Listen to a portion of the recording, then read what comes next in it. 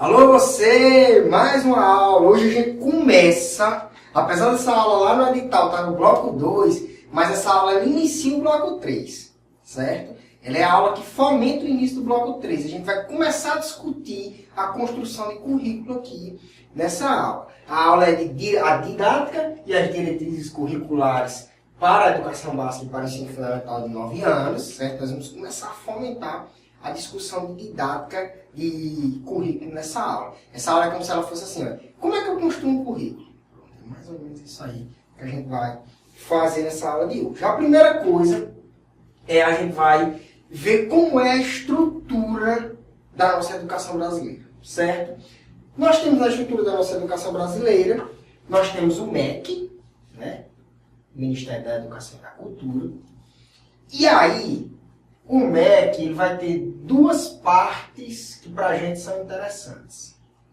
Ele vai ter o Conselho Nacional de Educação, certo? Um órgão colegiado, Conselho Nacional de Educação, e ele vai ter a Câmara de Educação Básica, outro órgão colegiado. Preste atenção numa coisa. O que é que o Conselho de Educação ele faz? O Conselho Nacional de Educação faz? Ele cria as diretrizes para a educação.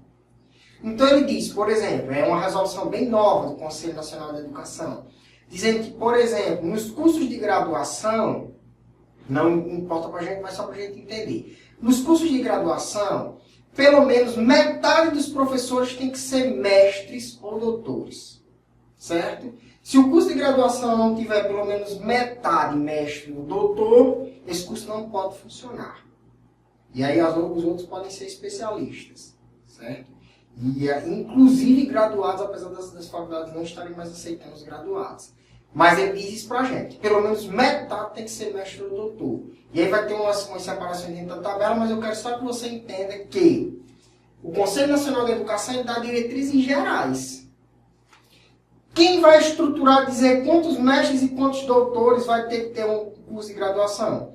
Vai ser a Câmara de Ensino Superior, lá no caso deles. Certo? Vamos trazer agora para a gente. O Conselho Nacional de Educação ele tem uma resolução que diz quais são as disciplinas que têm que ser estudadas no ensino fundamental. Olha que ele tem uma diretriz geral. A Câmara de Educação Básica vem lá e diz assim, olha, é responsabilidade dos estados definir o número de aulas por disciplina, mas aí ele diz uma tabela. Nunca pode ser inferior a X, nem superior a Y. Então perceba que o Conselho Nacional de Educação dá a diretriz geral e a Câmara de Educação Básica ela vem lá e dá um negócio mais específico. A construção curricular do ensino fundamental é baseada na Câmara de Educação Básica. E aí o Conselho Nacional de Educação fez o quê, Baja? Definiu de forma geral quais as disciplinas. Certo? É assim que funciona ele. E todos esses dois órgãos, eles vão buscar fundamento na LDB. Quando tiver uma alteração na LDB, o Conselho Nacional de Educação lança uma resolução nova, dizendo, olha, em virtude da alteração na LDB 96, passa a fazer parte da educação básica a disciplina de X. Aí a Câmara de Educação Básica vem lá e vai dizer quantas são as aulas necessárias para aquela disciplina. Então esse faz o geral e esse faz o específico. Esse aqui ele define a política educacional. A política educacional do Brasil deve seguir no sentido de fomentar a participação cidadã e a preparação para o mundo do trabalho. Pronto. Esse aqui, ele dá regras primárias, aquela regra central. Esse aqui vem da definição da diretriz educacional para a educação básica. Mas entendi. Esse aqui faz uma classificação geral, vem esse aqui e diz para a educação básica. Aí vai ter outro que vai dizer para a educação superior. Correto. É assim que funciona. Certo? E é assim que é montada a estrutura curricular no Brasil. Alguém deve estar se perguntando, isso funciona para todas as escolas? Sim, gente. Funciona para todas as escolas.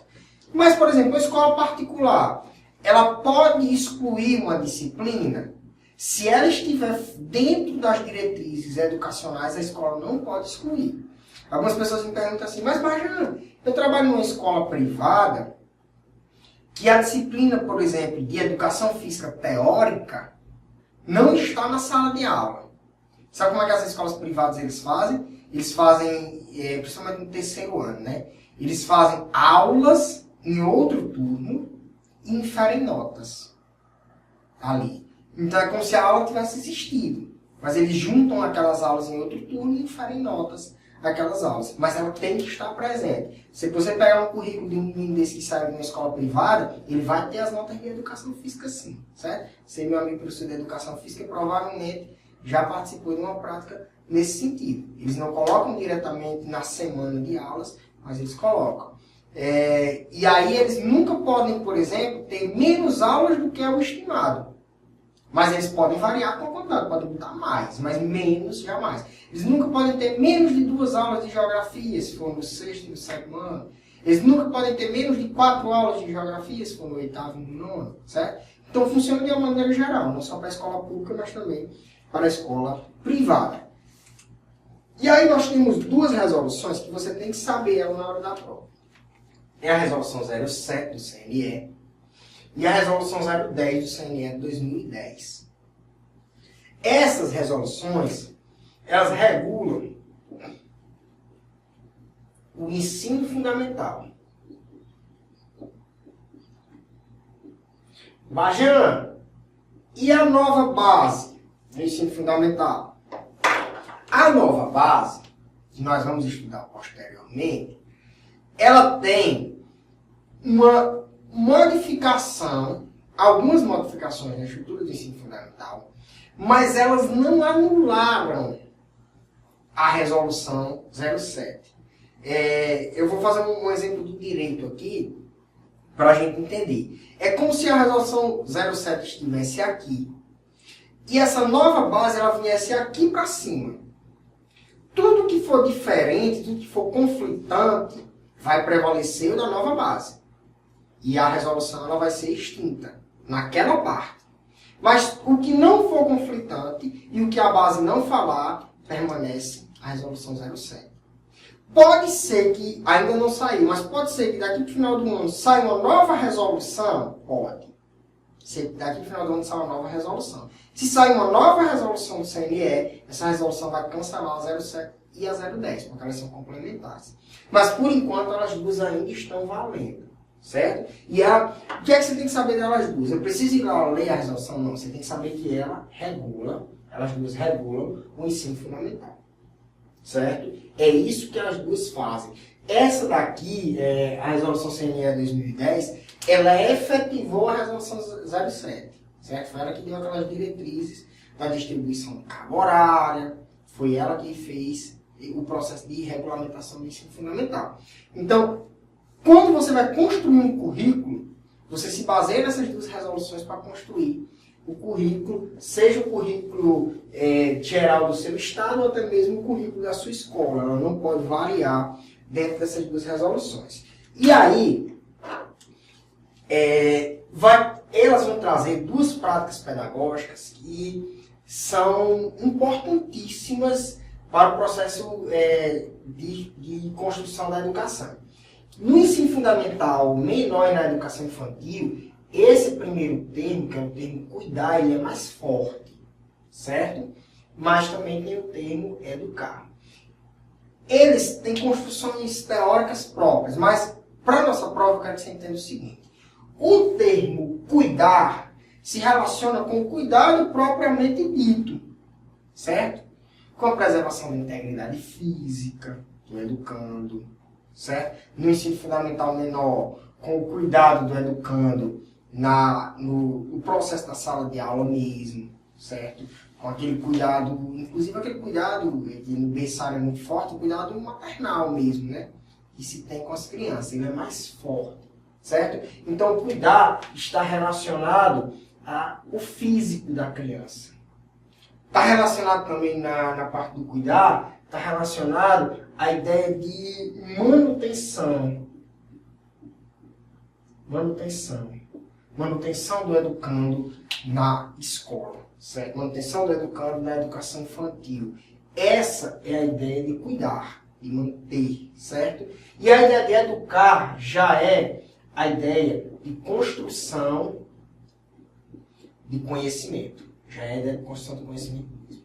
Mas já quando é que começa a fase do educar? A fase do educar, ela começa desde muito cedo.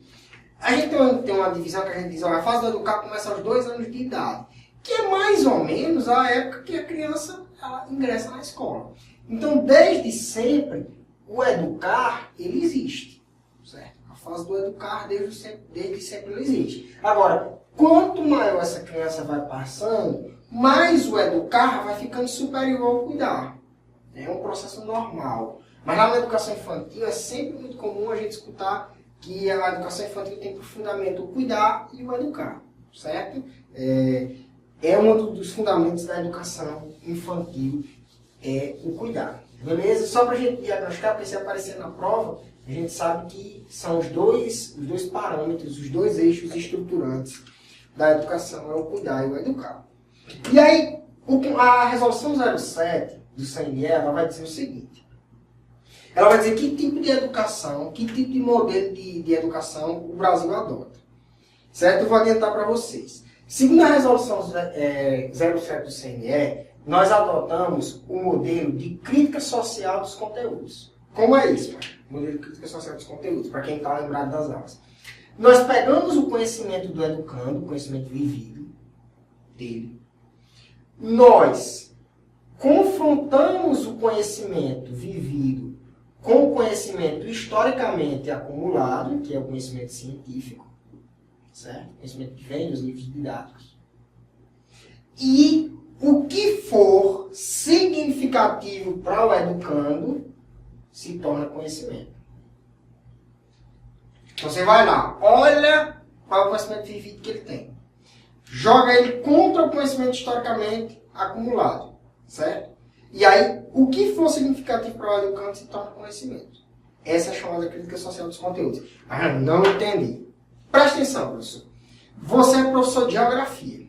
E você está ensinando lá no 9º ano Oceania. Qual a relevância para o educando o conhecimento de Oceania? Ele precisa conhecer, por exemplo, que os povos da Oceania, certo? Especialmente da Melanésia, eles podem ter dado origem aos povos americanos porque fizeram uma transição de cabotagem e chegaram aqui. A gente tem uma teoria que explica isso. Isso é significativo. Mas é significativo que ele saiba que a Polinésia tem 3.000 e tantas ilhas. A Micronésia. Não tem. Isso não tem nenhuma significância para o aluno. Certo? Nenhuma significância. Então, se não tem nenhuma significância, é natural que o professor ele não dê tanta importância a esse tipo de conteúdo. Ele dê importância a um conteúdo que o aluno tem significância e que gera conhecimento vivido para ele. Certo? Que vai gerar ação, que vai gerar capacidade de viver junto e que vai gerar a construção do ser. Se não for, não tem significância. Então, o Brasil adota o modelo de crítica social dos conteúdos, que é um dos modelos da educação progressista, beleza? Então, a pirâmide se constrói sempre assim. Pega o conhecimento vivido, confronta ele com o conhecimento histórico, o que for significativo para o aluno, gera o conhecimento de fato que esse aluno precisa. E aí, professor, qual é o seu papel na educação segundo o CNE 07? Segundo o CNE 07, seu papel na educação é de equilibrar. É você que faz a escolha, de fato, né? Equilibrar o saber local com o científico. Fazer a crítica social dos conteúdos propriamente dito. Certo? É seu papel também propiciar os instrumentos para a compreensão. Porque muitas vezes o conteúdo e o vivido deles vão precisar de algum instrumento, que esse instrumento é um recurso didático, para que eles se coliguem. E aí, professor, sua função é encontrar esse instrumento, certo? É fazer esse instrumento funcionar de fato, de direito. Beleza? Propiciar também os meios para o trânsito entre as realidades. Então, é muito comum, por exemplo, quando o professor resolve fazer uma aula de campo, ele mostrar quais as diferenças entre a realidade daquela aula de campo que ele está fazendo e a realidade do aluno vivido. Perceba que ele fez um trânsito entre as duas realidades. Certo? Então, é a função do professor propiciar esses trânsitos também. Mostrar outras realidades aos alunos. Beleza? E outra função do professor é conhecer e se estruturar no planejamento curricular escolar. Aqui é tema um pouco mais para frente, mas eu quero que você entenda que tem o currículo geral, que é a diretriz curricular, que o MEC, a Secretaria de Educação passam para a gente, e tem o currículo da escola. O currículo da escola, ele é construído com base no MEC, mas com a realidade social do aluno. É por isso que de escola para escola, às vezes você vê uma coisa que é mudança. Tem escola, por exemplo, que usa um tema transversal daqueles que a gente viu, mas tem escola que não usa ele, que usa outro. Tem uma escola, por exemplo, que tem 14 meninas grávidas no ensino fundamental de 9 anos. É lógico que a orientação sexual não tem importante para eles, mas tem escola que não tem nenhuma. Então talvez seja mais importante outro tema transversal que se coloque para resolver as situações da escola.